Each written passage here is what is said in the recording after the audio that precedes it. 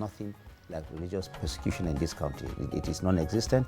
We don't want it to exist in anybody's mind. The Information and National Orientation Minister says no religious persecution in any parts of Nigeria as speculated.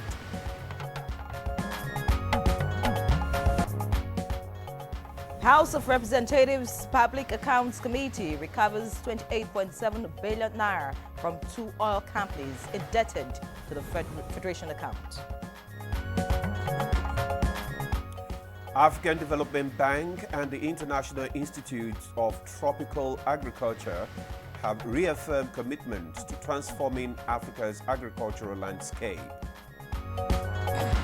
And on Good Morning Nigeria, today we shall examine the Nigeria Correctional Service probe.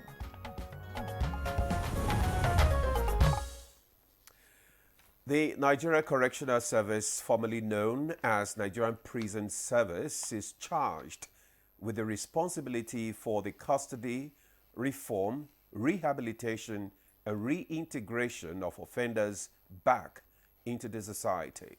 And for some clarification on what you just said, the Nigeria Correctional Service is the federal phenomenon with the responsibility to oversee the welfare of inmates, treatment and rehabilitation. It also oversees the medical needs of the custodians.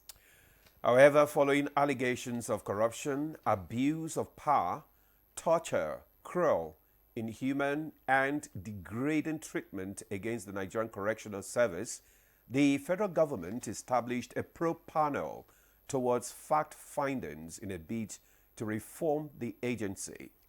Indeed, the panel has concluded its second public hearing as it affects the bad state of infrastructure, poor feeding program, complaints of inmates, ex-inmates, and of course the families of inmates.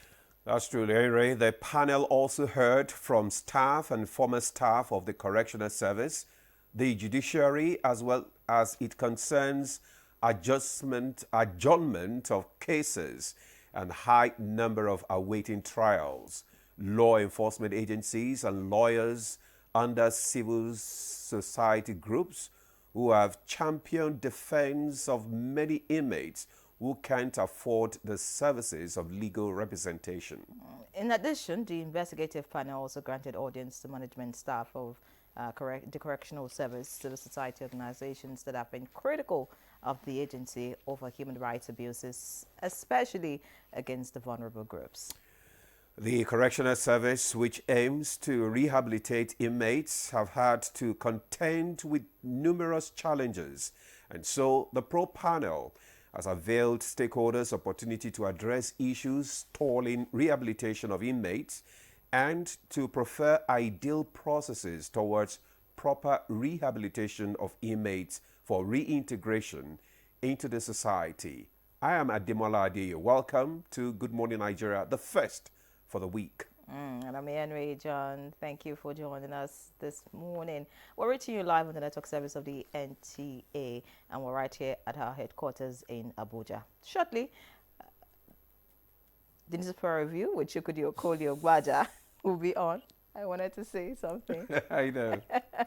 But, let's just quickly get on with the news. Stella Inameti is waiting to serve us. Stella, good morning to you. Good morning, Yenre and Ademola. Here is the morning news.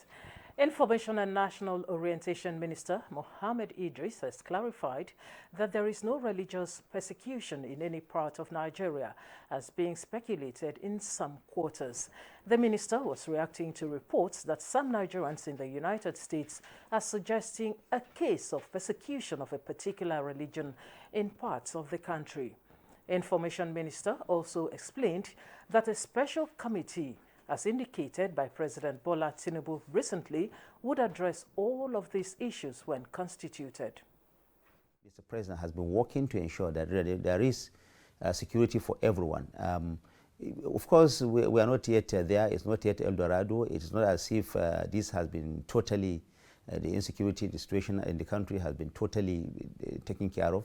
But we know that with the kind of effort we are making in the last 2 years, it has drastically reduced. Nigeria is a country of God, where we all believe in God, Christians, Muslims, we cannot allow one particular religion to suffer as a result of the belief of the other one. Your freedom, everybody is granted his freedom, but of course your freedom must end where the other person's own begin. This is the message of Mr. President. The committee will be put in place. It's still work in progress. Everyone will participate to ensure that we have a peaceful Nigeria. But we want to say that there is nothing like religious persecution in this country. It is non-existent. We don't want it to exist in anybody's mind. In the meantime, the House of Representatives, through its Public Accounts Committee, has recovered 28.7 billion naira from 2 oil companies indebted to the Federation account. House spokesman Akin Rotimi, in a statement, says the committee is currently investigating 45 oil companies collectively owing the federal government $1.7 billion in outstanding liabilities, as contained in the audit report released by the Office of the Auditor General of the Federation for the 2021 financial year. The House notes that Coros Energy Limited remitted 1.2 billion naira, while Seplat Production Development Limited fully settled its obligation of 27.6 billion naira, all paid in dollars between 10th and 14th of March 2025. Meanwhile, the Public Accounts Committee has also recovered 199.3 million naira from 2 Nigerian banks, being unremitted value-added tax on transactions processed via the remitter platform between March and October 2015. The House of Representatives says it remains committed to upholding financial discipline and safeguarding public resources in national interest. President Bola Tinubu is committed to the completion of the ongoing federal road projects across the country before the end of his first tenure in office. The Minister of State for Works, Bello Mohammed Goronyo, stated this while inspecting sections 2 and 3 of the ongoing dualization of Zaria Funtua Gosu Sokoto Road project. Mainly security, which is they work on it, and there is a quite improvement on it. And we was facing some challenges of compensations, of relocation of some facilities. The security situation is improving with the collaboration of both federal and state government. And I can assure you that Mr. President is very passionate about this road because it's linking about 5 to 6 states. The issue of compensation is squarely in the hands of the state governors, and we are pursuing it vigorously. And the Rivers State House of Assembly says, contrary to insinuations in the social media, the House is poised to making sacrifices that will ensure good governance and smooth administration in the state. Chairman, House Committee on Information, Enemi George, at the news briefing in Port Harcourt, appealed to well-meaning citizens to urge Governor Simina Lai Fubara to adopt the appropriate channel to ensure the state budget is presented to the House and passed into law. All of us must join hands to plead with the governor to do the right thing in the right and lawful way. So our states, our allowances have been seized for about 1 year and 6 months now. We still continue to suffer. Yet, we are resolved to put all this behind us in the interest of our state. The African Development Bank and the International Institute of Tropical Agriculture have reaffirmed their commitment to transforming Africa's agricultural landscape. This comes after the signing of a €5 million grant agreement in Abuja to support the continuation of Phase 2 of the Technologies for African Agricultural Transformation Program. This additional financing of the third program that we are signing today is building on Phase 1, which the African Development Bank funded with $40 million, and Phase 2 with $27 million to scale up agricultural innovations, strengthen food security, and enhance climate resilience across the continent. And those are the news highlights. Good Morning Nigeria continues with Ademola and Nyere after this time out.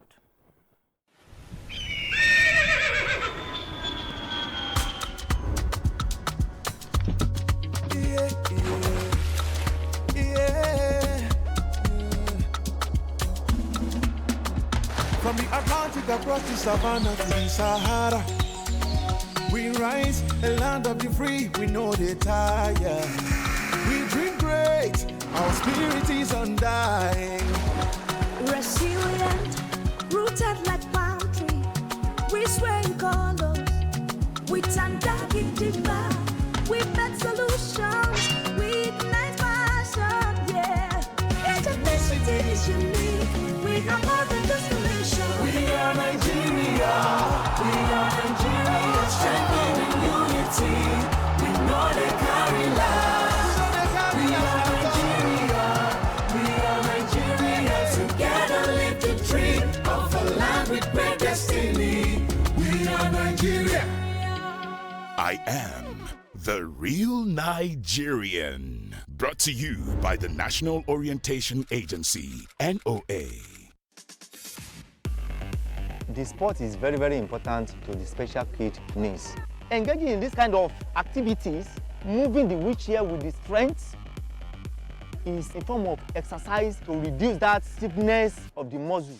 It makes them to be self-dependent, not depending.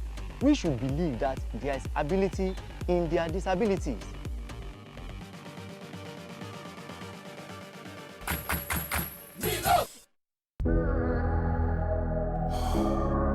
They asked me how I came this far.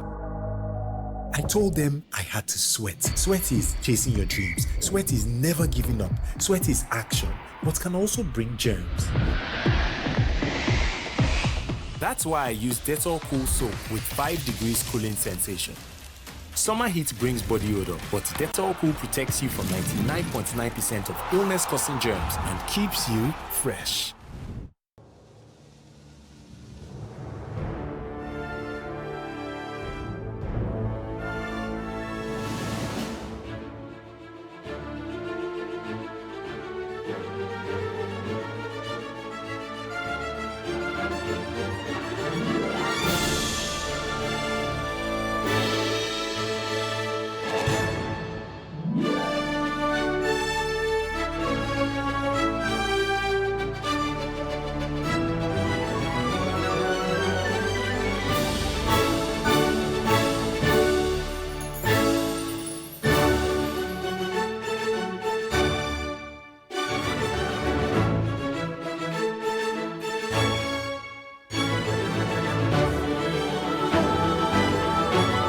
TerraQ, unwrap joy, unleash taste.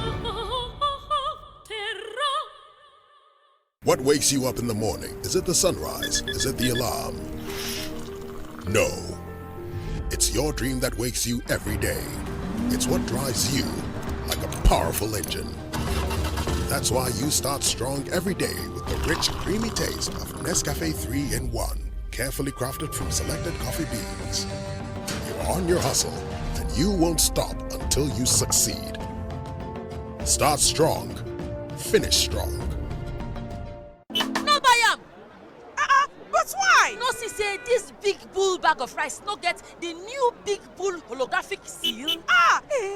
Not true. Introducing the Big Bull Holographic Seal Tape, your favorite authentic Big Bull rice, 50 kg and 25 kg. Now with holographic seal tape. This is to ensure you get the premium product from Big Bull Rice. Do not buy if the holographic seal tape is not on the bag or is broken. Big Bull Rice. Tasty rice nourished you.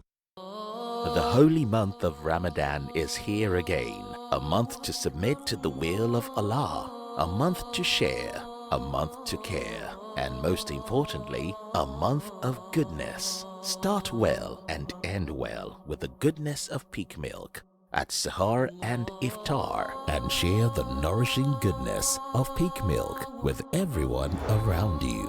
Ramadan Kareem. Peak. Reach for your peak.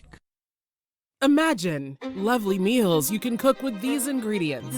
You spend heavily, but no guarantee of a tasty meal. Not making a right choice of seasoning cube can ruin your meal, money, and confidence.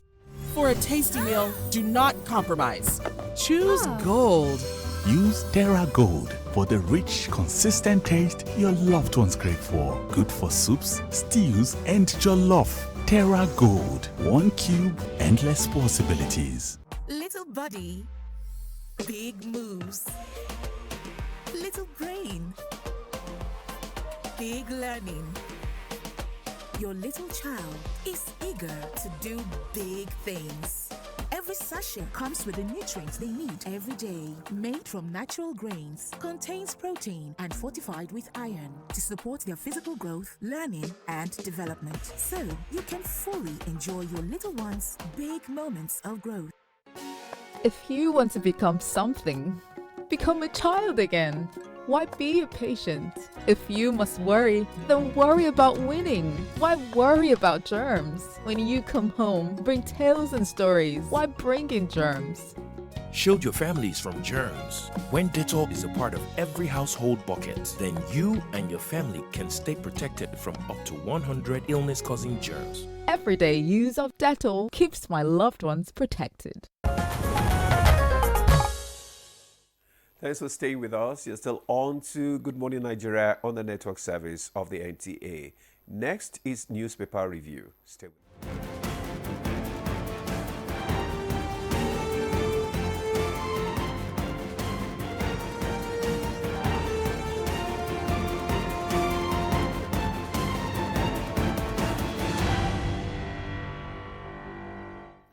Our newspaper reviewer, Chukwudi Okole Ogbaja, is right here this morning. Chukwudi, good morning to you. Good morning, my dear. How are you today? Very well, and you?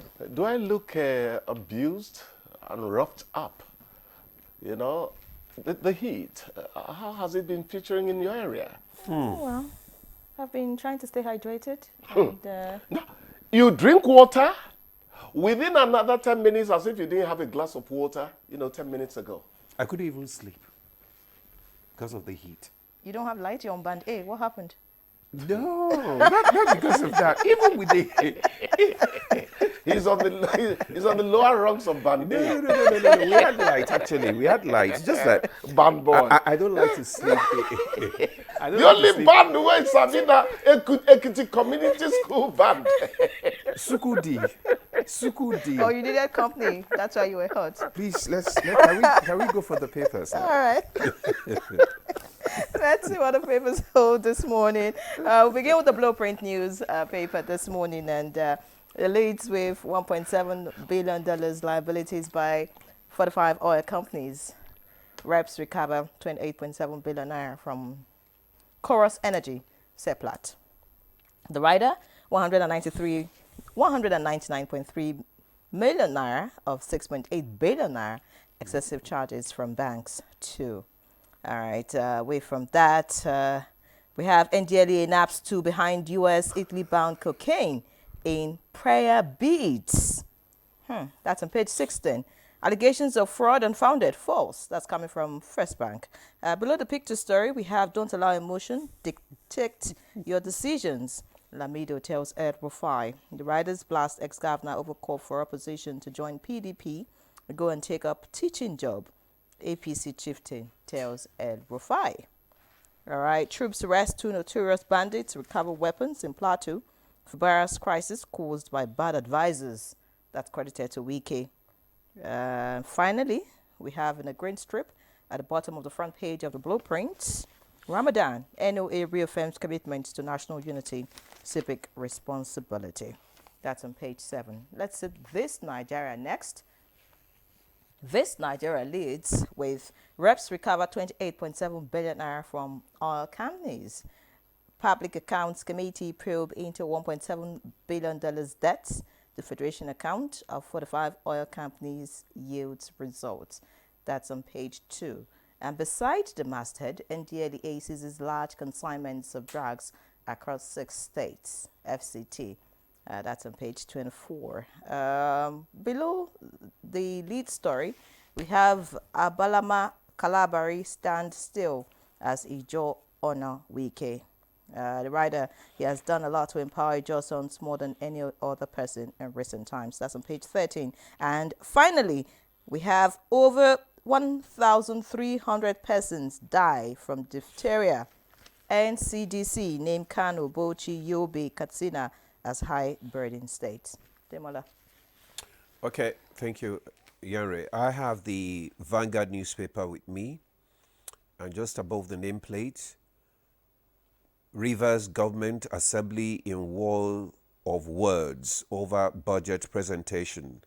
Fubara frustrating implementation of Supreme Court judgment. Rivers Assembly. Details on page 47.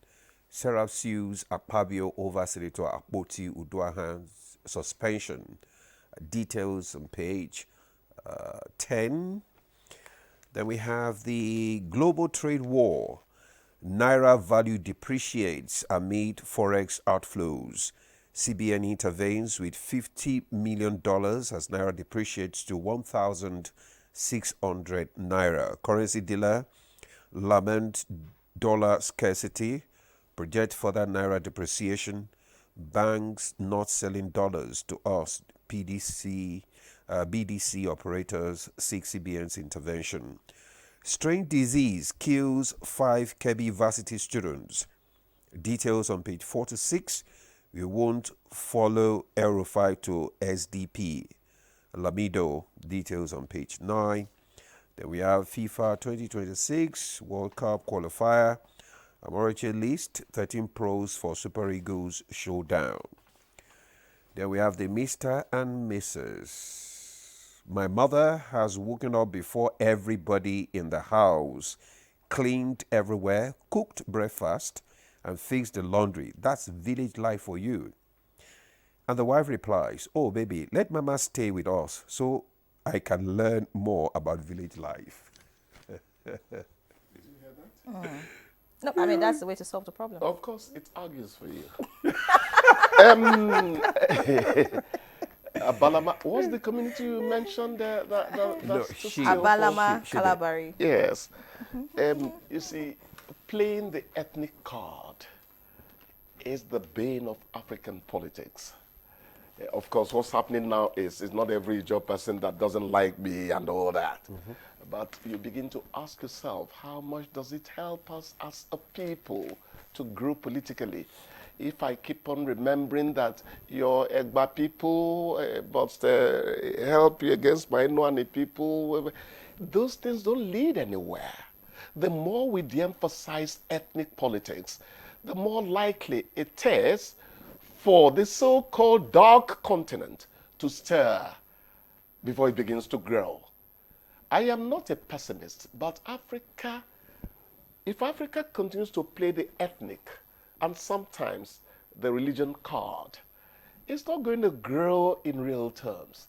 So whatever is happening in Rivers, let them forget the ethnic card. Let them begin to look towards what is good for the people of Rivers, whether you're Pobo, whether you're Calabar, wherever you come from. Till we get to that level of reasoning, we are going to stay in the woods in terms of how African politics plays out. El-Rufai is receiving advice from Lamido. He's asking them to join him in SDP and all that. Of course, that pushback is going to happen. It's not going to be easy. Yeah, that one says he's not following him. Of course. What did you say? It says they are not following him. Definitely they are not. Because actually, when you look at El-Rufai's movement to SDP, my journalistic mind tells me that some people in the north are going to say El-Rufai is acting for himself. Some are going to say he's our son, who will go with him and all that. Again, the ethnic card begins to play in African politics. But at the end of the day, the plurality that it will bring into how we carry out electioneering, governance and all that helps the country grow. The more, the merrier. I'm not one of those who think that PDP and APC should keep on riding, not roughshod really, like a matador with the rest of the polity in terms of politics, So that's the way I see it's a good development. It's a good development. The more, the merrier. The more, the merrier. Yeah, you're throwing up something from your side? Naira value depreciates amid forex outflows. The bailout, if I may call it bailout, that has been coming from the CBN is actually the reason the Naira is managing that, existing around the 1,500, 1,550 and all that. What is going to shore up the value of the Naira at the end of the day is the kind of trading pattern you have. Is the kind of that's a trading pattern. I'm talking about the balance of trade between nations and all that. How much are you as a producer? What amount of foreign exchange do you attract to your country because of what you're giving out there? And again, Nyere will frown when I say that agriculture is what will rescue Nigeria, Africa at the end of the day. We must move to make sure that we are strong in terms of what we share with other people, because you can never live alone in the world. Trade is a must for you. Donald Trump is going to rescind some of his tariffs over time, because he's finding out that it doesn't work that way. It's a committee of nations. Rub my back, I rub your back. If you depart from that, over time you pay for it. No one has it all. There are so many things I need from Demola. There may be things Demola needs from me as well. Nearest additional mathematics, I would have loved to have it, so that there would never be such a thing as Chukwudi writing mathematics 3 times and failing it 4 times. I hope I've made you happy. Anyways, you know, another interesting story is what the reps, or rather the House of Reps is doing, and you know, recovering. The recovery. 28 years. When, yes. I mean, the first question is, why should companies owe? Why? Must you be asked to do the needful? Or must you be begged or probed or questioned? You know, the basic things you have to understand about the legislature is how they work. They work in either plenary or committees. But away from how their work is structured, the oversight function of the legislature can never be wished away. When some people think that the presidency is everything, the first bastion of democracy really is the legislature.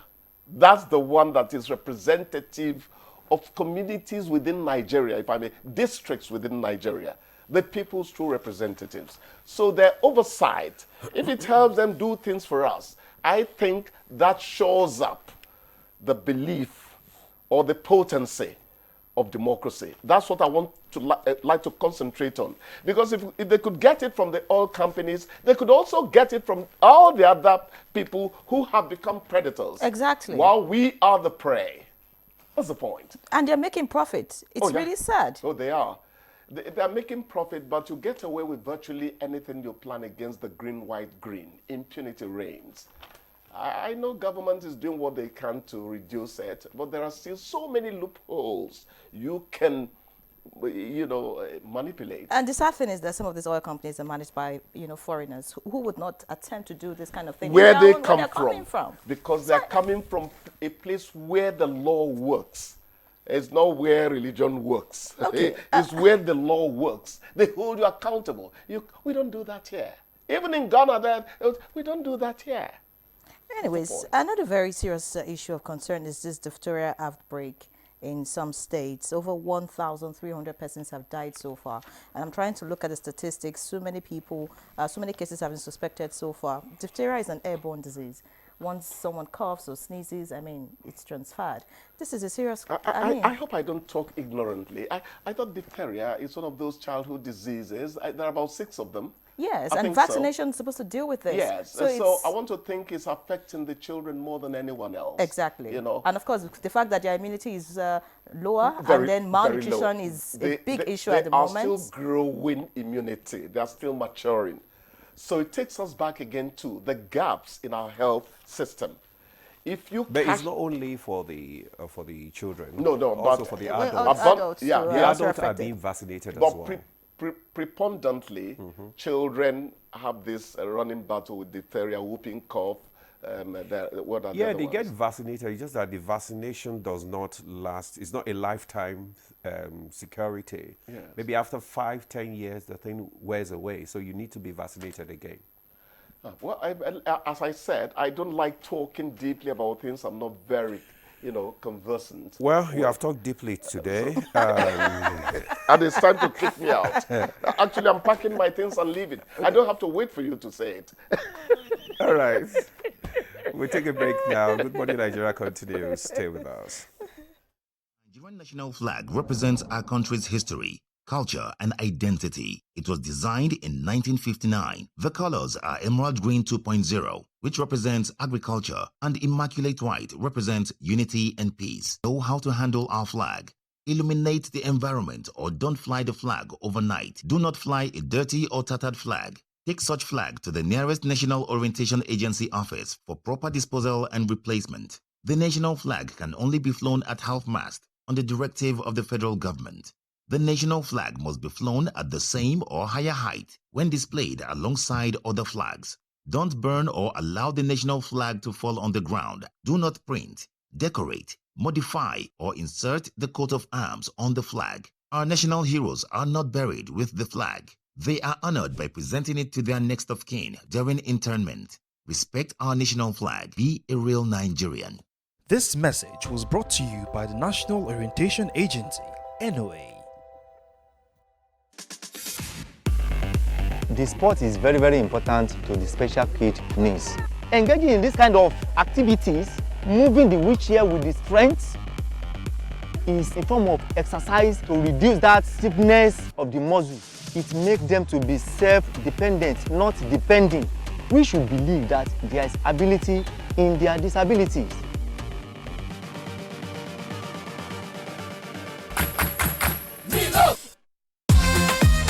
With Nivea Dry Deo, you can keep moving forward in life with confidence. Nivea Dry Deo. Derma 72-hour active protection against sweat and odor with 0% alcohol to prevent irritation. Stay dry and fresh all day long. Skin is for moving forward, Nivea is for skin. Your favorite Nivea Deo, now in a smaller pack size. The new Happic sachets. It has a thick formula, so all you need is just one sachet for your toilet bowl. It gives 10 times better cleaning and big savings too. Wow, Helen! Sparkling clean toilet with Happic sachet.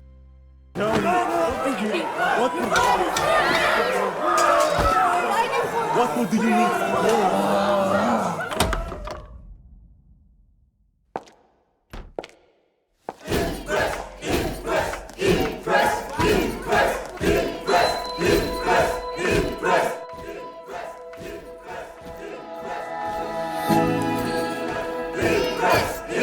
Guys, food is ready.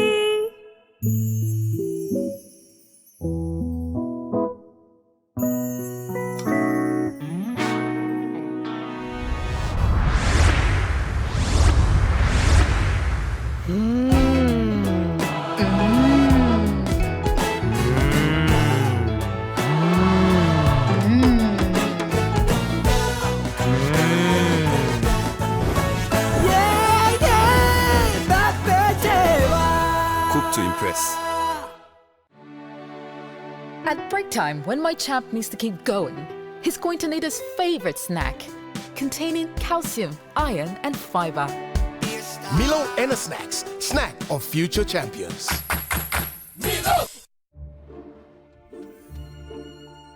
In a world hungry for goodness,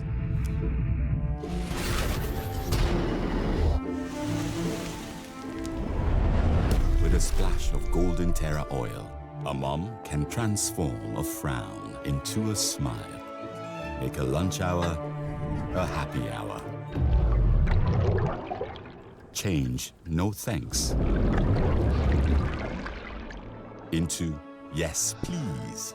Provide care when our nearest and dearest needs it most. And resolve family feuds without blowing a whistle. Providing tasty, nourishing family meals is all that matters. The world needs moms, because where there are moms, there is hope, happiness, and love. Golden Terra Oil, for pure love. They asked me how I came this far. I told them I had to sweat. Sweat is chasing your dreams. Sweat is never giving up. Sweat is action, but can also bring germs. That's why I use Dettol Cool Soap with 5 degrees cooling sensation. Summer heat brings body odor, but Dettol Cool protects you from 99.9% of illness-causing germs and keeps you fresh. Our major currency unit is the Naira, while the minor unit is the Kobo. They are both in notes and coins. The Naira is more than just a medium of exchange. It bears the images of our heroes. So, stop abusing the Naira. It is a criminal offense to spray the Naira at events. Stop stepping on the Naira. It's not your enemy. Do not squeeze, ruffle, or write on the Naira. Handling the Naira with dirty or oily hands can deface the Naira. Love the Naira as you love yourself. Be a real Nigerian. Do not abuse the Naira. Nigeria is perched on a treasure trove of solid minerals. Gold, coal, tantalum, tin, but none is more critical to our future or the world's future like lithium. Let's talk about illegal mining operations. What is our strategy?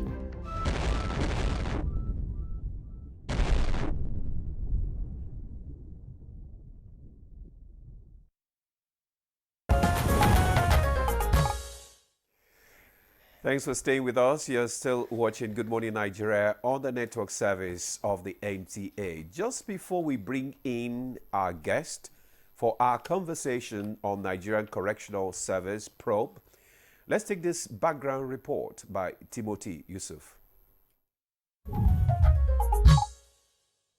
The Nigerian government has launched an independent probe into the correctional service, focusing on allegations of corruption, abuse of power, torture, and degrading treatment. Consequently, an independent panel has been set up to investigate these claims with a mandate to reform the Nigerian Correctional Service (NCS). Findings reveal that the panel has already begun its work, reviewing cases involving senior officers who oversee custodial centers across the country. Some of the key areas under investigation include corruption allegations of bribery, embezzlement, and other forms of corruption within the NCS, abuse of power with accompanying claims of abuse of authority, harassment, and intimidation by NCS officials. Another focus is alleged torture, abuse of human rights, and degrading treatment of inmates. Analysts believe that the probe is a significant step towards addressing the long-standing issues within the NCS and ensuring that those found guilty are held accountable. Come with us as we now join our array of guests in the studio to take you deeper into the issues arising. How far with the Nigerian Correctional Service probe? Many thanks, Timothy Yusuf, for that background report. Now time to introduce our guest, and it is a pleasure to welcome Dr. Magdalene Ajani, Chairman, Nigerian Correctional Service Pro Panel, and the Permanent Secretary, Ministry of Interior. Many thanks for joining us, ma'am. Thank you so much, and good morning, Nigeria. All right. Also, right here in our studio is Dr. Uju Agomo. She is the Secretary, Nigeria Correctional Service Pro Panel. Many thanks for joining us again, Dr. Uju.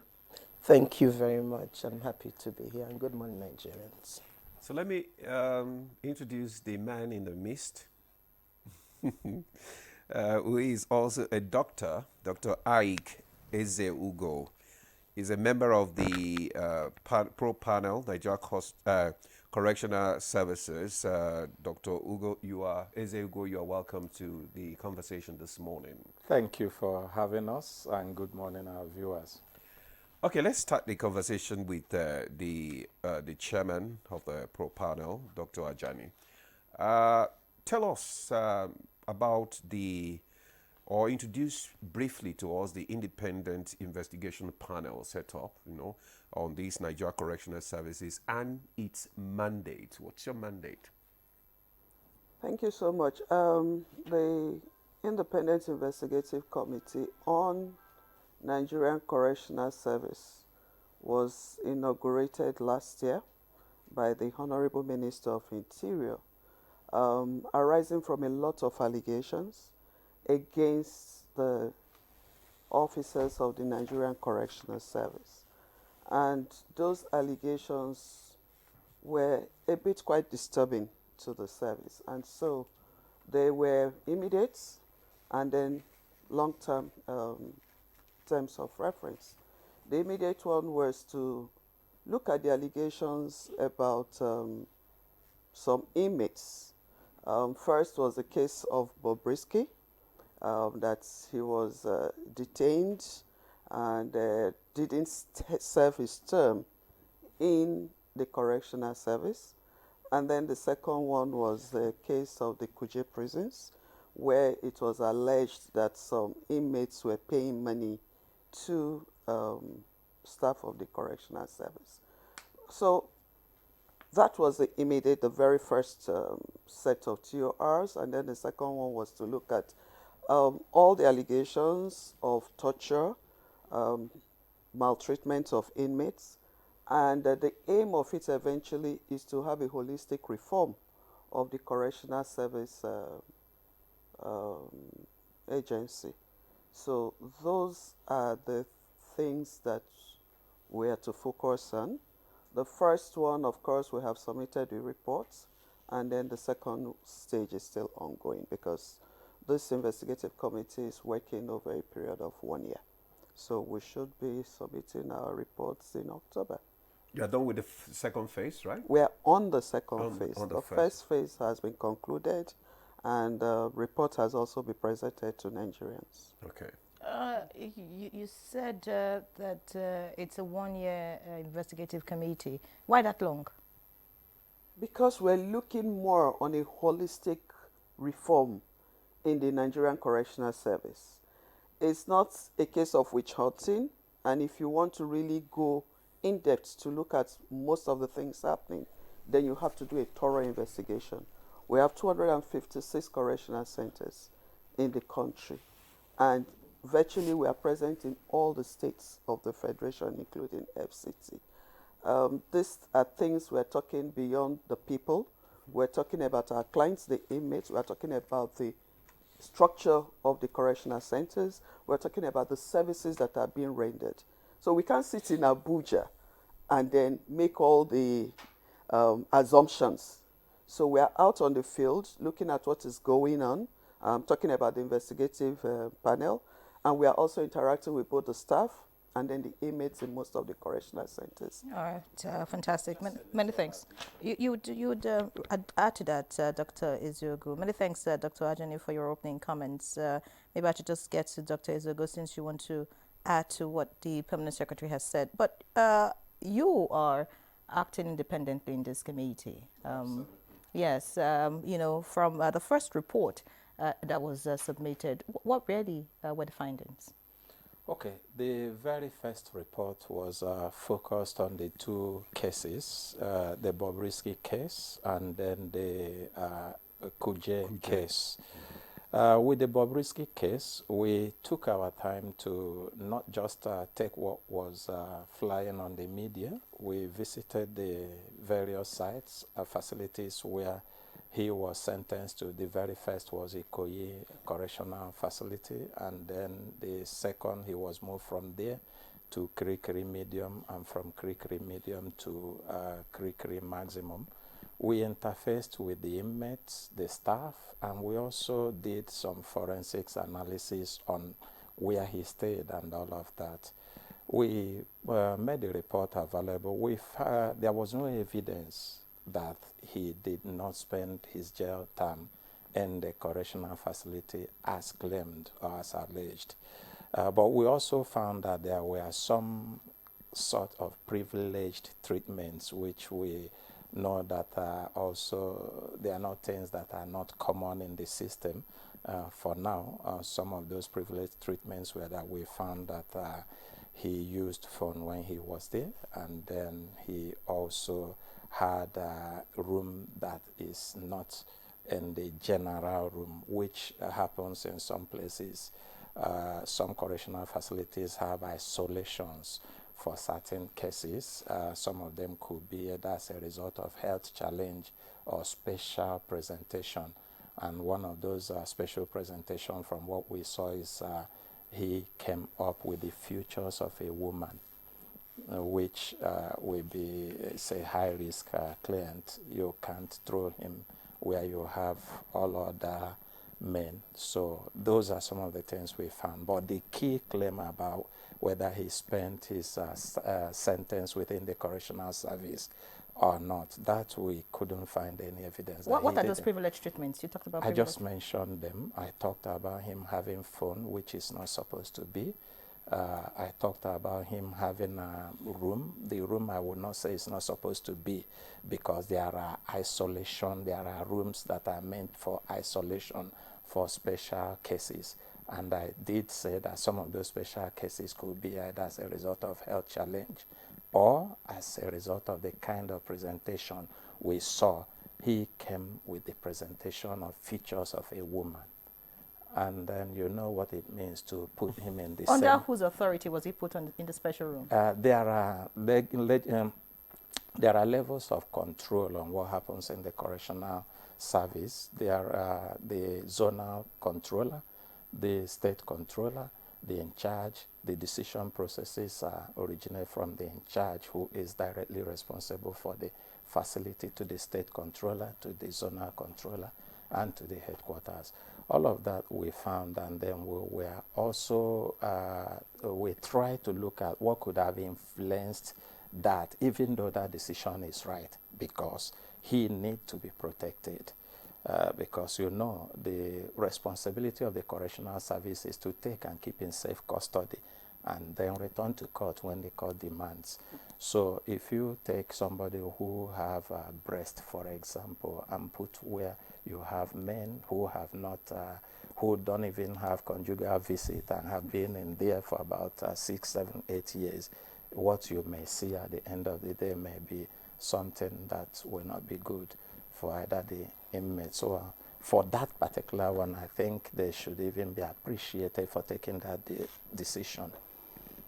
So. Okay, thank you very much, Dr. Eze-Ugo. Let's get a feedback from Dr. Agomo now. You are the secretary of the pro panel. Can you explain to us the method, or I mean, how did the panel conduct its investigation, you know, and what methods were used to gather, you know, evidence? Okay, thank you very much. As the chairperson did explain, there are phases to this assignment. So the very first part was dealing with the 2 cases she highlighted. And what happened was, in terms of the methodology, was there was a need to look at on the spot, to move into that unannounced, okay, to move into those facilities and follow the trail. So for example, on the 12th of April, he was brought into Ikoyi, but interviewed, but he did not sleep in Ikoyi. And that same 12th of April, he was moved to the medium custodial center, as you have highlighted. We saw the cell where he kept him, which was an individual cell. We looked at the nature of all the other private cells that were in that special building, and tried to look at the facilities that that particular cell had. On the 22nd of that same April, he was moved from that medium security facility to the maximum. And part of what we're also looking at is documentary evidence. So, for example, he had applied for self-feeding, had indicated people who would be bringing the food on a daily basis. And we looked at the visitors register. And within the visitors register, within 10 days, we had 39 visits. Oh, you mean an inmate can apply for? Yes, that's okay, they can apply. Self-feeding. You can apply and designate who would be the one you have apportioned. Okay. So it was obvious that within those 10 days that he was in the Krikri medium, there were visits, because we looked at the records. Okay. And those records showed, you know, the number of visits, and it was such a record that you would be sure that it's not like, I mean, you saw the trajectory of all of that. It was almost like what you can call a tamper-proof evidence of that. But there were also other records. So part of what was observed, because the major mandate was to say, did he sleep here or didn't he sleep here?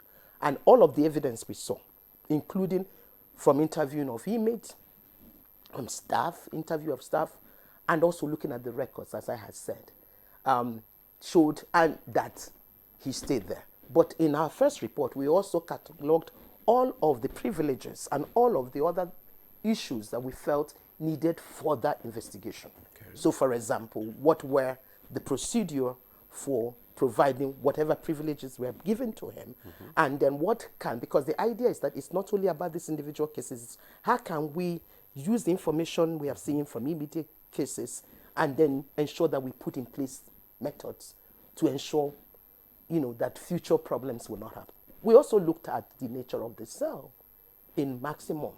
Okay. And, what were the layout of that cell, and what would have given people the different impressions and all of that. So all of that are things that the final report will delve into. But the very first report said, look, this person, from all we have gotten so far, stayed inside this facility.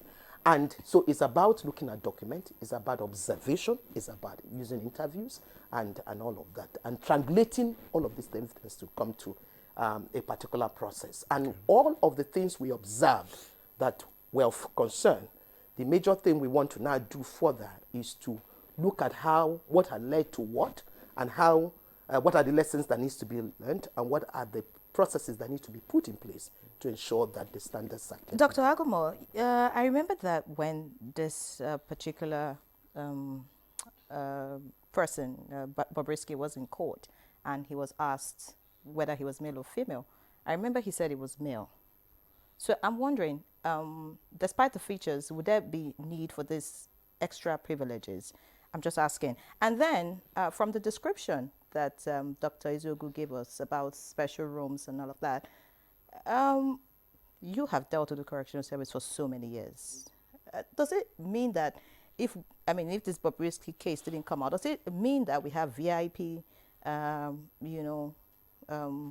inmates that get these special treatments? Because I'm just saying that, Bobrisky was what brought out this whole issue. So is it right that, some other inmates, maybe by virtue of their position or social status, get to be treated like inmates for real, while some others just get soft landing while in prison? Okay, so on the issue of the very first question, when if someone comes into custody, they would do a search. And if he didn't say he was a male, he would not be put in a male facility. So he declared he was a male. But physically looking at him, there were other features. Now, in some countries, there are designated facility for persons who are like that. It is, for example, in Greece, there are particular unit which included the keeping of persons who look like that. Now, this presented a peculiar circumstance that had never presented itself, and which was why part of what the panel recommended was now in terms of having a very specific procedure in terms of handling such matters. Now, you talk about the issue of privileges. Now, the issue of privileges, you find out that oftentimes the thing is that when you have privileges, these privileges have to be linked with incentive, that every inmate will understand what those incentives are, what he or she needs to do to earn the privilege. And I'll give you one example.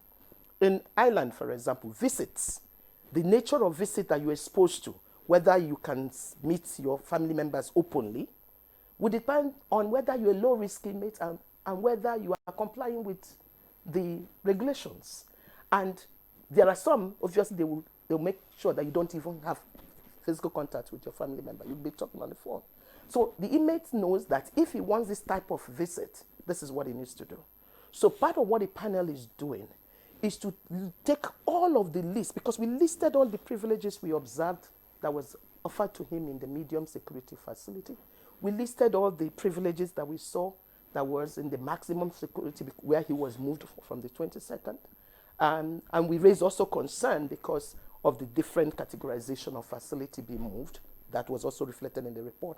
But what was more important is that the panel now said, we want to dig deeper so that we understand what happens when an inmate, what are the processes an inmate go through to get this kind of privilege.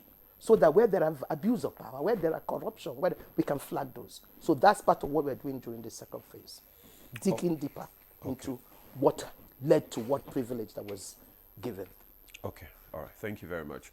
Dr. Ajani, earlier on you mentioned some of the allegations, But can you be a little bit specific about these allegations of corruption and abuse, in the correctional service, and how widespread are these allegations, and are they limited to a particular section or personnel? Well, there were a couple of allegations on the inmates paying money to officers of the correctional service for one service or the other.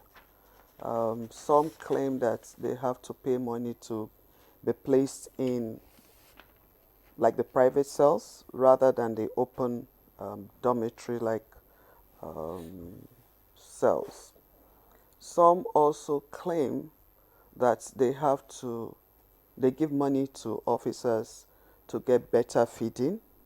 And the case of the Kuje one was really allegations against very senior officers of the correctional service, including the ministry.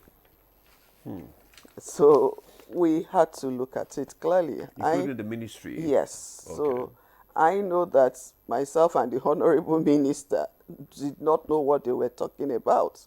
And they even alleged then that the Controller General of Correctional Service was also involved and all that. So these were really huge allegations against the integrity of the service. And so we couldn't just take it and feel that, well, it's the usual talks and all that. But it helped us to see a couple of things. Okay. Is it just against Kuje Correctional Center? No. The allegation was right across the country. Lagos State was also involved, and you know that... So it's widespread. Yes. You know that even concerning the Bobrisky case, some senior officers are on suspension as we speak. And that's not just suspending people because their names were mentioned. Part of the investigations showed that some of them have cases to answer. So they are facing the disciplinary procedure of the service on those allegations. So we're still working. We're still reaching out to the correctional centers, and we're seeing a couple of things. We've had investigative hearings, public hearings. The one that we just concluded was a 2 weeks public hearing where officers of the correctional service came to at least defend themselves or answer questions to the petitions and allegations that were against them. And I must say that the service cooperated, because the acting CG definitely, we had a whole day for them to also bring up their own cases, the challenges that they are faced with in trying to manage the correctional centers and take care of our inmates. And beyond that, for all the officers who had cases to answer from across the country, he ensured that they came to Abuja, because the public hearing happened in Abuja here. They were all present. Those who couldn't come physically joined online. We had Zoom meetings where they could call in online, and then it was there to the hearing of the public. And we had a lot of live streaming of the whole session. So the reports will show whether all these allegations are true or not. What are these challenges that they mentioned that is hindering their performance? You said they mentioned some of these challenges. Mr. Demola, I'm sure you know that most of our correctional centers, particularly the ones in the urban centers, are overcrowded. Okay? So they go beyond taking inmates beyond the capacity that they are supposed to take, for which the correctional centers were built. And this is because inmates are brought from the from the courts, okay, and all when they come in, they try to at least take them first, trying to apply the act that says that if the correctional center is full to capacity, you can actually reject inmates has been a huge problem. By the Correctional Service Act of 2019, if your capacity is full, the correctional custodian center in charge can actually write to the courts and all the stakeholders to say that our capacity is full, we can't take anybody. You do that within a week, okay, of getting to your full capacity. And it's mandatory for the stakeholders within 3 months to do things to decongest the correctional center. But what happens when they attempt to do this? A magistrate is saying, I'm not aware of this. So they've had situations where they want to dump the inmates at the entrance and go away. You have to think about the safety of this Nigerian that is being brought. As far as they are concerned, the court has sentenced this person to jail and they have brought the person to jail. Nobody is asking, how are you coping with these people? We are full. Where are we going to put them? So they end up taking everybody in. And then when you go to the place, you see how congested it is. But nobody is asking any question, how are you surviving? That's in terms of persons occupying the space. Then you talk about the feeding of the inmates. The feeding of the inmates is not done by the in charge of the correctional officers. People are contracted to supply the food, okay? And then we are talking about the number of inmates versus the quantity of food that is coming. Everybody has to eat. So they have to spread whatever it is that is supplied to them to reach everyone. Yes, there are portions that are stipulated for inmates that are serving, okay, in terms of the quantity of food, the portion of food they should be given. But do they really get those things supplied? There are a lot of things we need to look at in the correctional service and in service provision. So it's not just the officers alone. There are other stakeholders who are involved. The Nigerian police is involved, the court is involved, the state attorney generals and commissioners of justice are involved, because if you remember, the activities of the correctional service is no longer on the exclusive list. It's on the concurrent list as we speak. But are the state actors taking responsibility for their offenders? Because if you go to most of the custodian centers, over 80% of them, statistics, are state offenders. But yet, the state is not looking at taking their cases as at when due. You have people who are in custodian center awaiting trial 1 year, 2 years, 8 years, state offenders. What is the Attorney General of the state doing with the whole of the criminal justice system? Do they come to the court, to the custodian centers to actually see how they can decongest the place? I think it was only in Delta State, well, maybe I went to Delta State, where the State Attorney General and his team visit the custodian centers every quarter. And with that, they are helping to release clients who don't need to be there for too long. All right. When you mentioned the list of people that came for, that appeared before the panel, you didn't mention anything about the judiciary. Do you have them also? Did you invite them? Well, for these 2 weeks, yeah, virtually all the stakeholders were there. The judiciary was there. The Federal Ministry of Justice was well represented. Okay. The National Judiciary Institute, Nigeria Judiciary Council, okay. Legal Aid Council, Nigerian Bar Association, they were all present, okay? And of course, the Nigerian police was also there. All right. So virtually everybody that needed to come was there. Many thanks, Dr. Ajani. Let's get to Dr. Agomo now. She spoke about officials of the Nigeria Correctional Service, coming for, the probe and all of that. Did you get, if you like, ex-inmates, inmates, those still serving, their family members, to come on this panel, to speak about their experiences also?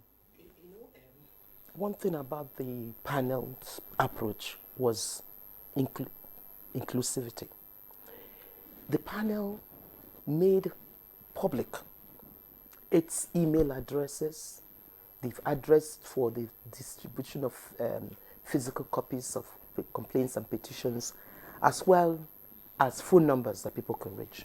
So we had complaints submitted, both from inmates and also from staff. It's important to mention that part of what the panel is also looking at is also the welfare of staff. So we also had complaints where staff came and complained against the violations that they felt. So one thing that was very, very critical, and I think is important to mention, because this is the second public hearing. After, for the first audit, first visit to certain locations was done last week of November. And those assessment that was done to 8 locations, 7 states plus the FCT, what happened was that between 12th and 13th of December, we had the first public hearing, which was just 2 days. And then we had reports from all over those places, including all of the terrible things and challenges and other things that they observed. So that was made, and it was also a public hearing. Now, in relation to this, what was now happening was that we put on the schedule for the 2 weeks the treatment of complaints by inmates, to address your question, the treatment of complaints by staff, as well as stakeholders' consultation on the following thematic issues: feeding of inmates and utilization of agricultural centers of the correctional service, issue about high number of awaiting trial and the problems around access to justice. 2, issues around infrastructure of the correctional service, issues around healthcare. That's another one. Healthcare. We had a plethora of health professionals and associations, Association of Psychologists, Association of Psychiatrists in Nigeria, pharmacists, and all of that. They were there at the panel. Then we also looked at issue of vulnerable persons in the custody, including women, children, and young adults, mentally ill persons in custody, physically challenged persons in custody, and the aged, and all of that. So these were the major focus in terms of the thematic areas. And we haven't stopped, because part of what the panel is also going to have is third and hopefully the last public hearing, which will do a lot around the issue of additional thematic topics to look at. So inmates did have opportunity to see. And another thing is that we also shielded them. So those who felt threatened, they could make their presentation without being identified. So that also happened. Because one of them, for example, was in a hospital.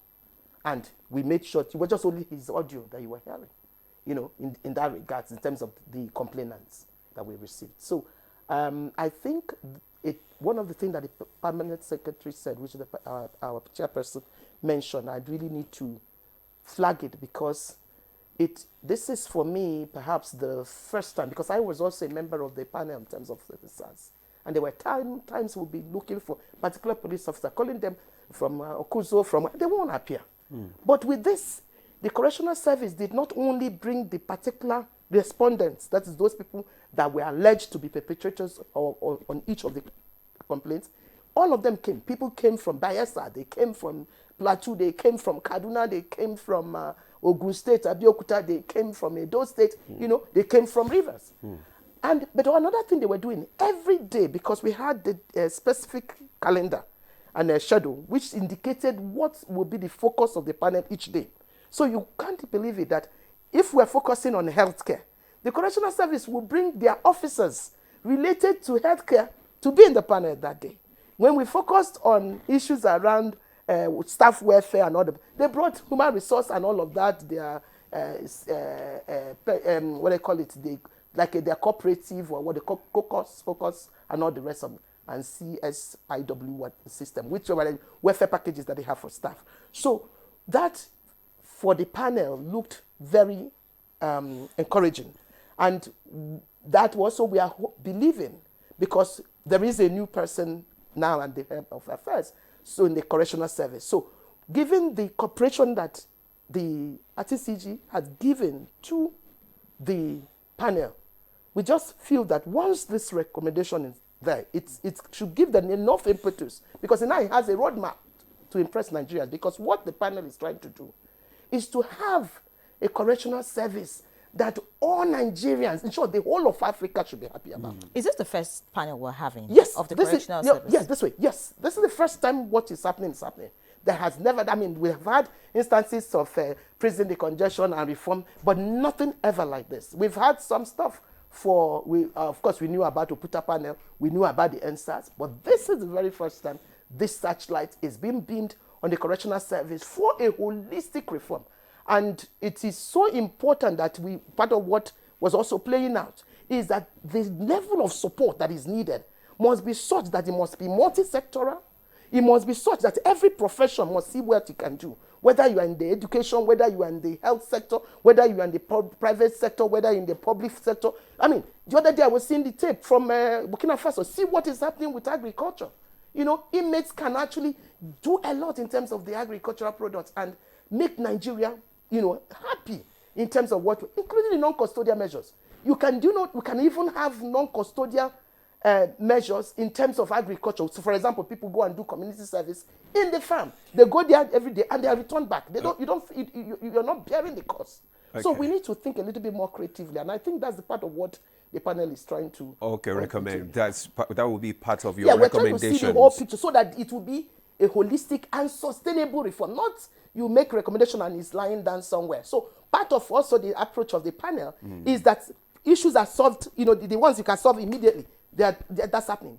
The chairperson can actually direct that immediate thing, depending on the nature of what we're seeing. Which issues have you been able to solve immediately? Oh, there are quite a lot of them.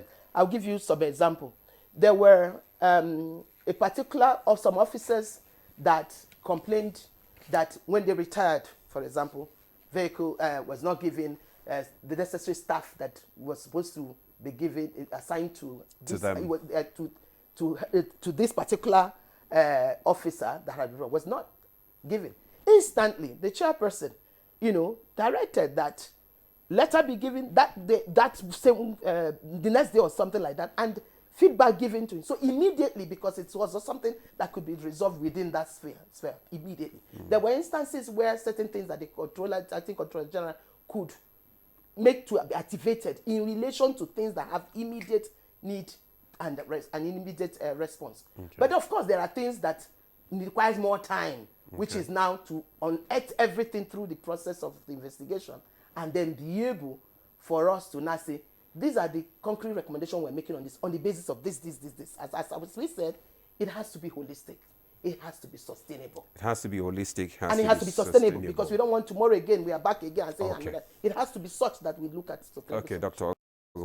I would like to follow up on what some of the things that you said, but I want Dr. Ugo to answer that question. You talked about whistleblower, so some people coming, you know, to give evidences. What protection mechanism in place do you have in place, you know, to protect, you know, witnesses who come, you know, to give, to forward, or to report wrongdoing? Okay, it comes in two ways. The very first one is that we give the witnesses the option to decide whether they want to come public or not. So nobody is compelled to come public because he or she wants to give information. So those who want to be anonymous in their whistleblowing, we take their information in a manner that does not expose them, one. Okay. And then we also have seen cases, like in one case where a particular inmate was willing to give information. We asked, he said no, he wants to give the information. We took time to explain to him the implications of giving the information. He insisted that that's how he wanted to give the information. So we knew that probably he has gotten to his limit and he wants to speak up. And he also said clearly that I want to give it personally so that I can look at the faces of the individuals I'm accusing and tell them, and then I want to hear them respond to me, even though we know that that could put him at risk. When he insisted, we allowed him give his information, but we made sure that we follow up with both the in charge, the zonal, and the state controller to say we need a special protection for this person. And they assured us, and we also gave contacts and reached out to their lawyers to say wherever you see any threat, let us know. And for the in charge, for that particular facility, we have been in touch with him for not less than 3 times since we left there, including the whistleblower himself. So, but the key protection is that whistleblowers have options. You must not come public because you want to give information. And when you give information, your information is protected. If you look at the setup of the panel, it's only 5-man panel. And the ministry, the honorable minister in his wisdom decided to make it a compact panel so that we can also be sure that whatever we are doing with respect to confidentiality of information and management of that can easily be handled. So that's what it is. Fantastic. Many thanks, Dr. Ezeogo. You said 5-man panel. We have 3 in the studio, so that means all that we need to know about this panel we have with us. We'd like to get back to Dr. Ajani. You know, while you spoke, you talk about all the other stakeholders involved in this. It's not just about the correctional service. And I'm thinking, do you see the report of this panel, you know, recommendations, you know, the way forward, being implemented to the letter? I want to know what you think about the body language of the other stakeholders involved in this. I mean, the judiciary, the police, like you mentioned, the contractors. I mean, it's a whole circle. The correctional service may be determined, I'm ready for change, but do you think we can see change in these other sectors that are involved in how the correctional service runs? Well, from what we have witnessed in this last 2 weeks hearing, yes, I see a change, because the hearing brought out a lot of information to them. The magistrate in the courts does not know what is happening in most of the custodian centers. So we had picture representation of what we saw in most custodian centers, and giving them live statistics of what you saw on the field was eliciting a lot of response from them. And already the NJI is talking about having more trainings and exposure for the magistrates and the judges that are under their supervision. Same thing with the Judiciary Council. But beyond that, by the time we are wrapping up most of this, and like when with our first set of recommendations are coming, we are going to have a deeper interaction with all stakeholders in preparation for the implementation. Because yes, we've found this, we've discussed it, we've gone to the depth of it to see what is causing it. The overall objective of the work of this committee is a holistic reform of the correctional service and services provided at the custodian centers. So with our first draft of recommendation, part of the things we intend to do is to have a deeper engagement with all the stakeholders towards the implementation. So at that point, we'll be having conversation with all the state attorney generals of the Federation, of the states, the Ministry of Justice, the Nigerian Police Force, and all the people who send inmates to the custodian centers. And then we also need to start looking at the non-custodian measures, okay, for cases that shouldn't be in the custodian center. So we pray and hope that by the time we do that, we will be getting more response to the implementation strategies, okay, for the reforms of the service. So we are hopeful. And from what we have seen, the body languages, like you said, it's something that is achievable, because nobody is really happy with what they are seeing that was presented to them pictorially. Okay, thank you very much, Dr. Ajani. Let me go back to Dr. Agomo there. And I want to just find out, you mentioned about, issue of, abuse and corruption. How can the probe ensure that those responsible for all these abuses and corruption are actually held accountable and brought to justice? I will answer you this question in 2 parts. But before I do, I want to connect with what the chairperson had mentioned. Do you know the way to ensure the implementation of the recommendations of this panel lie in all our hands, especially the media? And I will explain what I mean by that. We need to have a commitment from the media to make sure that these issues do not go away. You have to constantly put it in the front burner for general public discourse. Let me just ask you one question. You will continue in this, your thought. Do you have any media person in your panel? Yeah, this is what we have, a media strategy. Okay. And what we did during the 10 days of sitting of this last 2 weeks, we had media across both electronic and print coming. And at the end of every session, we had a media brief. And if you look around in terms of what was coming out, you see consistency in terms of focusing on the focus for the day. Because, you know, each day had what we were focusing on. Now, I want to come back to explain what I meant about what we need from you, the media. We found out that for policy makers to make consistent reforms, you need to ensure that both the frequency and the quality of reportage on that issue is sustained. So it's not only that, so on each of those thematic issues, you keep talking, just like what you're doing today. So we want to commend you. But then when the progress is coming, you should also point to say, oh, as at this has happened. And then part of what the panel was doing was also to look at 31st of July 2019, the then president signed into law what is seen by a lot of people as the most progressive piece of legislation for correctional service in Africa, the Nigerian Correctional Service Act of 2019. Now, the implementation has not been what it's supposed to be. So the panel, what we kept doing was we kept making references to the provisions of the Act in relation to what we're seeing. We kept asking the Correctional Service to give us the statistics and status of the compliance on each of the provisions. And the one they have a problem, let's know why. Because sometimes they may be not in compliance because of certain problems. Because if the panel understands what those problems are, we will know what to do. So, for example, you heard the chairperson mention the issue about when he says when the correctional center is beyond the designated capacity, that they should activate this early warning signal. That is your section 12, 4 to 12.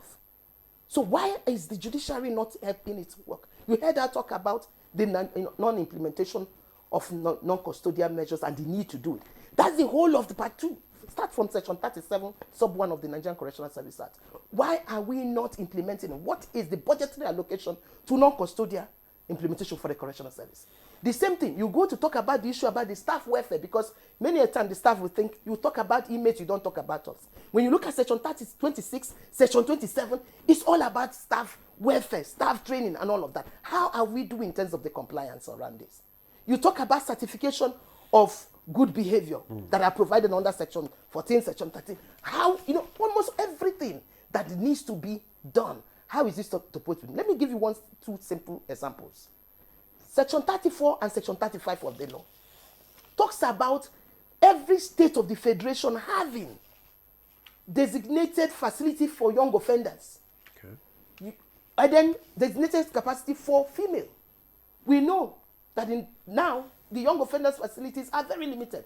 In Kwara, in Lorin in Kwara, we have in Abeokuta too, we have in Kaduna that is functional. Mm-hmm. So how do we ensure that all the others do have what they need to have? So my point here is that it is possible to make happen, but you will also support making it happen.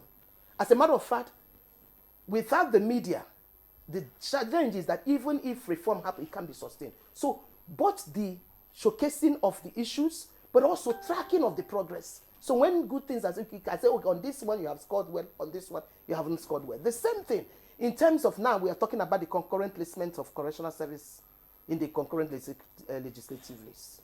Some states have started passing the law. Ebonyi, for example, has passed the Ebonyi State Correctional Service law. For Abia State, it is before the State Assembly. I think it has gone first reading.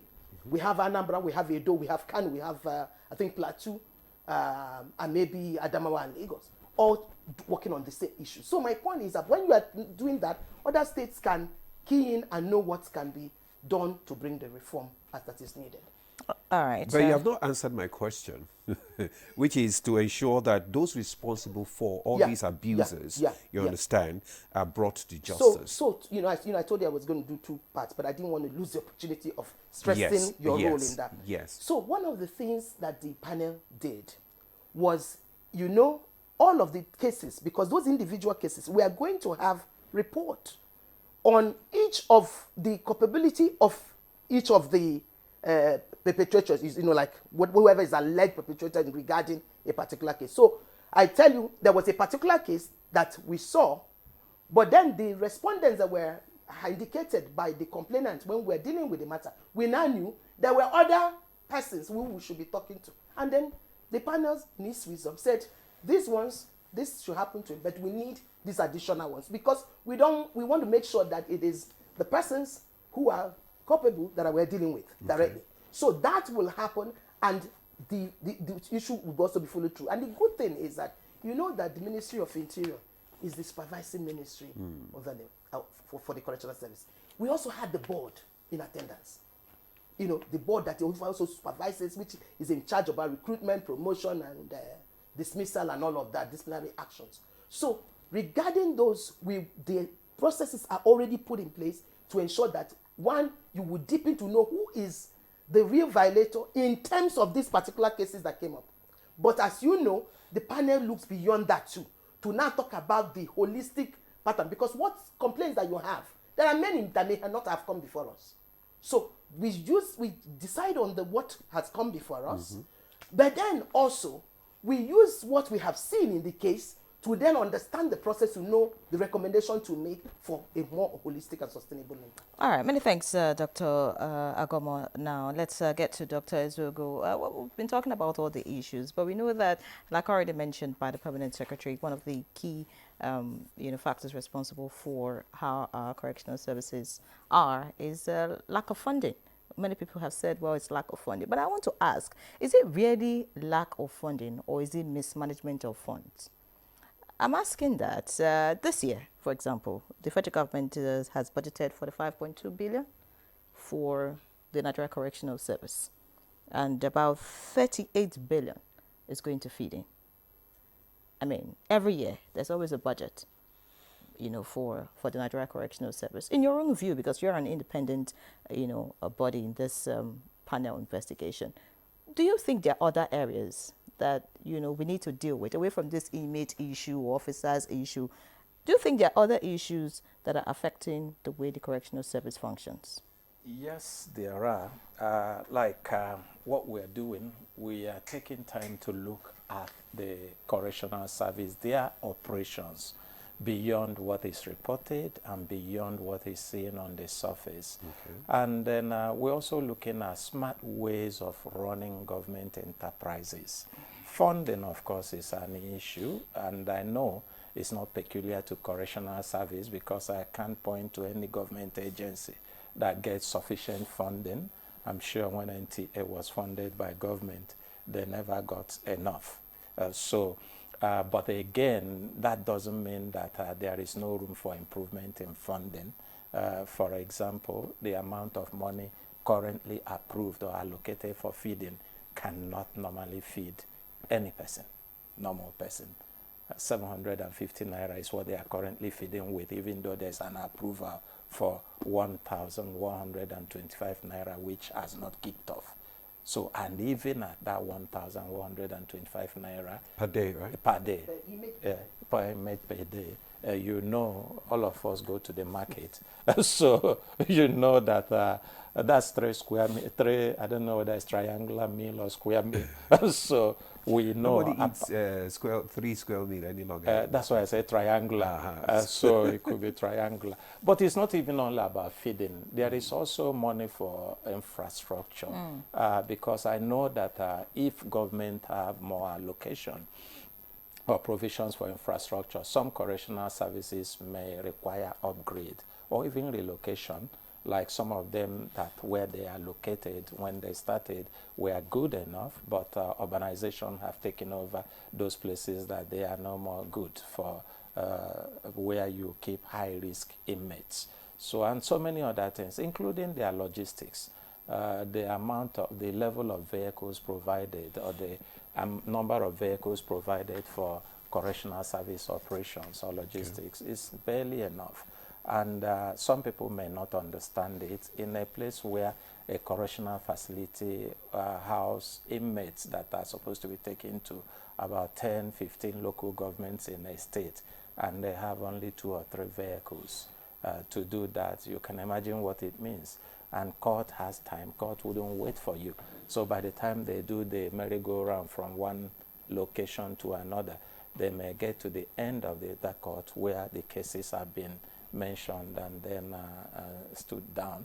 And not only that, also, even the amount of money for what we have seen provided for running those logistics, it means that government need to step up.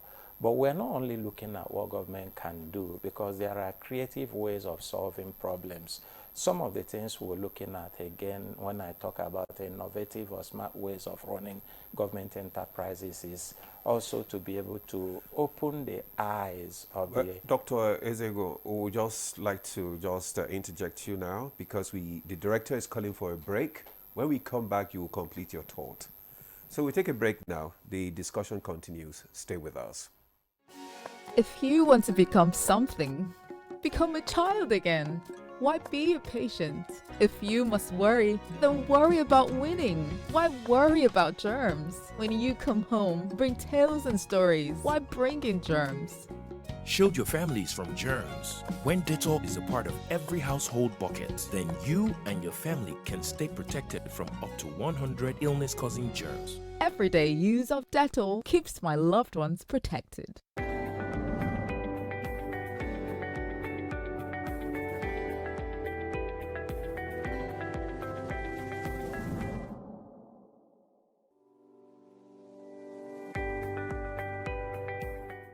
When we think about the digital economy, you can see it as the marketplace for digital goods and services. And increasingly, it's becoming a force to reckon with and an incredible contributor to economic growth, because we've seen the growth in technology and digital platforms. Technology has it really permeated every aspect of life and business, the way we live, the way we work. And when we talk about the digital economy, we're really talking about leveraging technology and digital platforms in a powerful way to drive growth, to drive solutions to problems, to drive applications, and to provide services. The digital economy is something that has the potential to help Nigeria leapfrog a lot of its development challenges, right? Because think about what the mobile phone did for Nigeria years ago. That is the potential we have for digital, because it has a way of reducing the barriers to innovation. It has a way of being able to transform service delivery, whether it's government's delivery of services or whether it's services in the health system, where people can use digital to actually be able to see their patients better. But it takes a lot to realize that potential of digital. The first thing is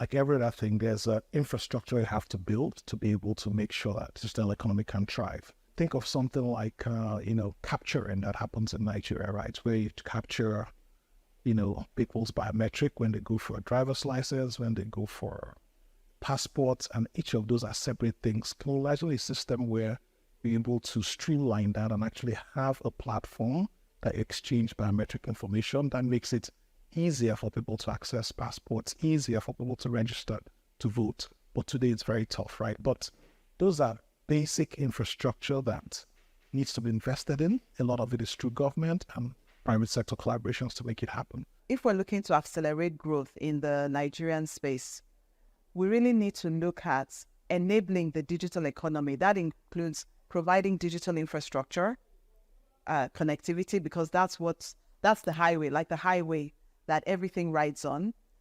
We need to think about digital capacity building in terms of the suppliers to the economy, and also the consumers within the economy. So a robust digital literacy initiative. The good thing about technology is that, one, it helps you to transcend boundaries.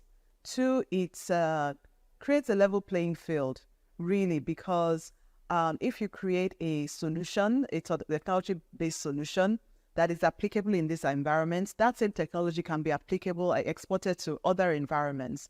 And, technology platforms also help drive collaboration, right? When we're thinking about innovation, when we're thinking about business growth, collaboration is an important part of that. So when we think about the impacts with the rest of the world, we find that actually technology platforms are giving us an opportunity to engage more actively, to collaborate, to create partnerships, to even export our knowledge and services for people to engage with all the great things I'm talking about technology and digital platforms. They need access, internet access, broadband access. So we need to make sure that access is more available and affordable for the average user. The most important thing is to think about where you want to go as a country and actually what type of policies are going to help get you there. There are examples of countries who've been able to transform using digital, for example. There are very clear things those countries did to be able to make it happen. So a lot of this, the pathway to be able to solve these problems are not mysterious, right? It takes courage of the policymakers to be able to understudy some of these things and bring in the policies that work to be able to help them.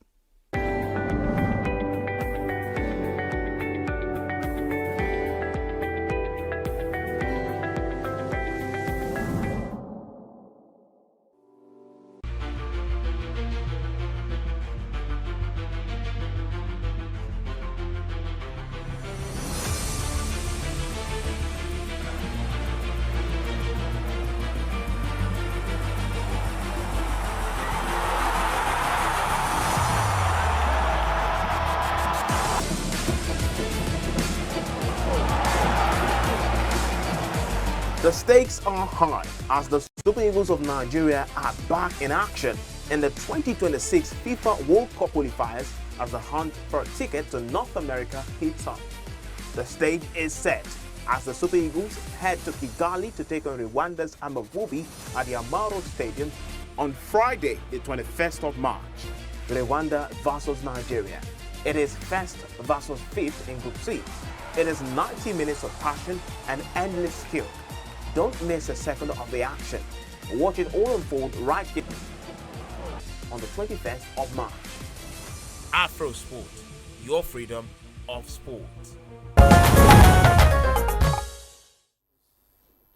All right, welcome back. It's the Good Morning Nigeria live on the network service of the NTA. Our guest is still very much with us, and our focus this morning is on the Nigerian Correctional Service probe. Before we went on that break, Dr. Ezogu was speaking to us about funding and whether or not it is sufficient, if there's mismanagement anywhere, and some of the other issues that the panel needs to focus on as it comes up with a comprehensive report at the end of the day. You can go ahead. Thank you. I was talking about funding. Of course, I said that there are gaps for what we have seen in funding, which means that government need to step up. But it's not just about funding. Remember, I talked about smart, creative, and innovative ways of running government enterprises, and then dealing with the processes, bottlenecks, and all the rest of them.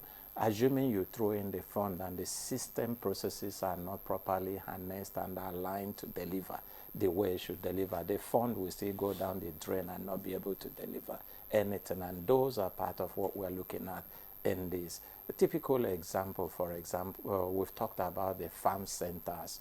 The Correctional Service have farm centers. And those farm centers, of course, there are challenges with some of them. But there are also some of them that more can be made out of them if we are able to bring in those innovative and creative ways of running business and government enterprises. And some of them also, it's not just about the individuals there. It's also about creating strategic partnership which was part of what we were looking at. Some places where the government fund is not enough, and we could be able to broker partnership with medical associations, for example. We can break partnership with, open partnership with farmers who have the resources to farm. They could go into partnership with correctional service and then begin to generate more revenue, more food, not only for the correctional service, for the general public. That's part of it. So our key goal is not just about identifying problems, but also creating solutions around the problems. Government must step up their funding. I have given an example of the challenges of moving inmates from the facility to court. That's something that really needs to be dealt with. And then, but sometimes also from what we're seeing, it's not only about government. We observed that most states, or all states, for example, buy vehicles for police. They buy vehicles for civil defense. They buy vehicles for DSS. They buy for the army to provide security, isn't it? But they hardly buy for correctional service as support. We're not saying government should depend on that. The same way they support police. Now, police will use those vehicles to do raid, and then where do they dump the people? They pay from the raid in the correctional service. And then if there are no vehicles or logistics to take those people to court, congestion will remain. We'll have issues. Back to square one. So all of these are things that we're looking for holistic approach to bringing about solutions, so that whatever solution or recommendation we're making will be enduring. So funding from government need to increase, but also the managers of those funds, the correctional service officers, we need to also upgrade their approach to managing government enterprises, and then partnership also with different organizations, CSOs, institutions, can also help to relieve all of this and support. The same way that states strategically support other security agencies can also help in dealing with all of these issues on the short run, while we look for mid-term and long-term solutions to that. Okay, thank you very much, Dr. Eze Ugo. Now let's come back to the chairman of the pro panel now, Dr. Ajani. Earlier on, you mentioned some of the privileges, that some of these inmates enjoy at the correctional service centers. Can you list some of these, and those who are the people that really enjoy these privileges, and why? Then secondly, I want to ask, some people ask me, somebody sent me a text now, did they actually invite Bobrisky? Because, Bobrisky and this Kuje prison actually triggered this pro panel. Did you invite Bobrisky?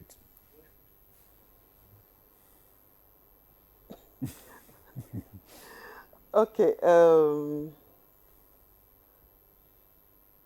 When we did the first phase of this investigation, remember that Bobrisky had finished his jail term and had left the custodian center. But we invited him, and even invited his lawyer, but they refused to come. Okay, and you can't force anybody to come. All you do is do the invitation, have conversation with them. I think the legal department of the ministry engaged his lawyer, and they gave the reasons why they wouldn't want to come. But the key thing in that phase one was to establish that Bobrisky served his jail term in the custodian center.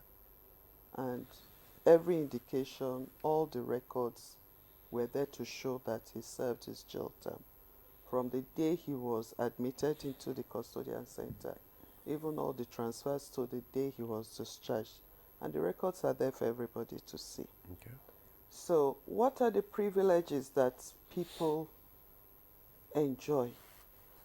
I don't want to call them privileges, like Dr. Agomo had alluded, that in different climes, there are things that would just happen, okay, for inmates.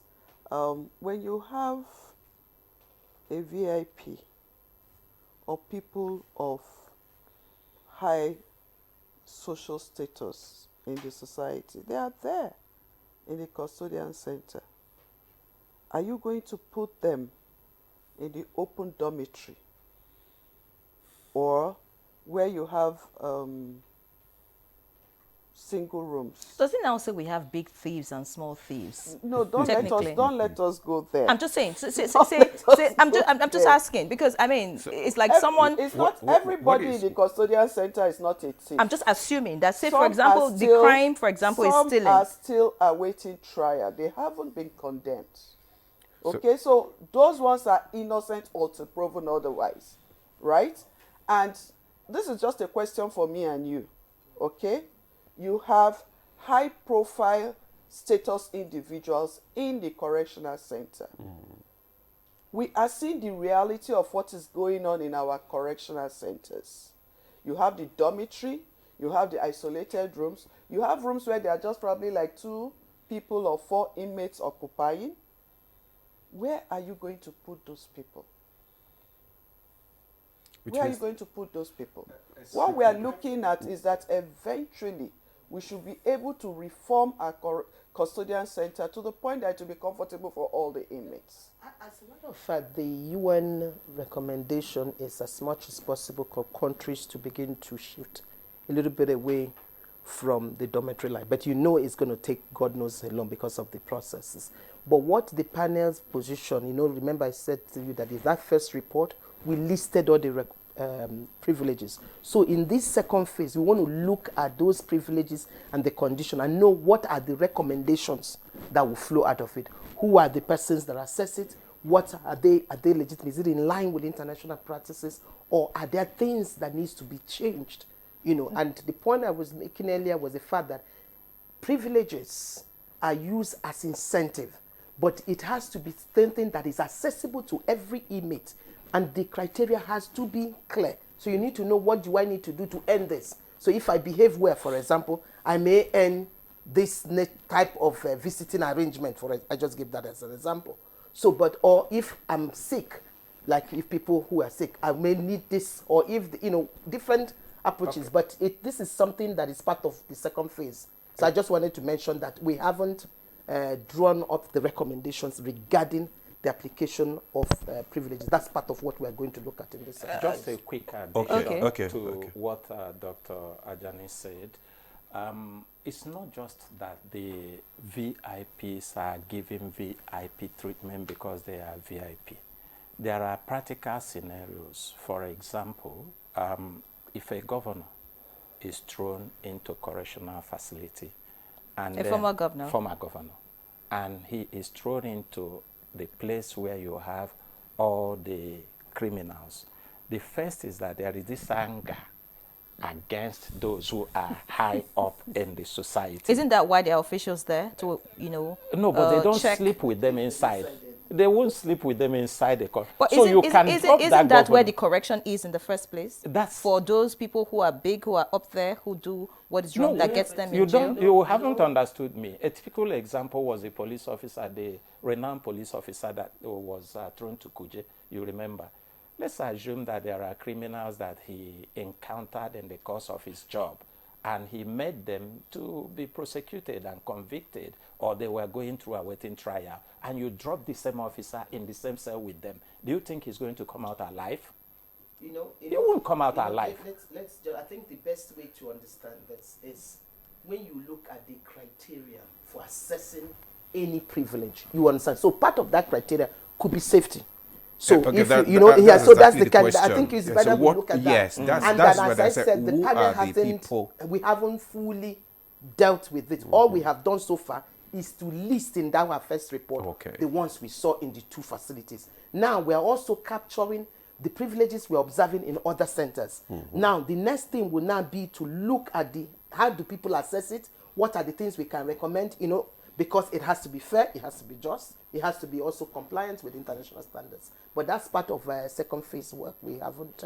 All right, well, we're looking forward to when the second phase report will be out, and of course when the whole investigation would end, and there'll be recommendations, and we hope that all the parties involved would do their bit to ensure that there's a complete correction of the correctional service. But as we round up the conversation, Dr. Ajani, I'd like you to share your thoughts with us. What really I mean, when you started as a panel, you had a target. You knew what you would like to achieve at the end of the day. As you begin to round off, you said that in October you'll be done.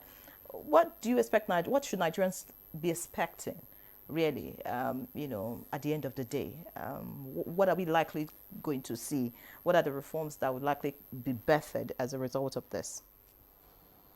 Well, we look forward to having a reformed correctional service where both non-custodial and custodial measures are implemented, with well-managed custodian centers and all the state actors taking responsibility for what they need to do.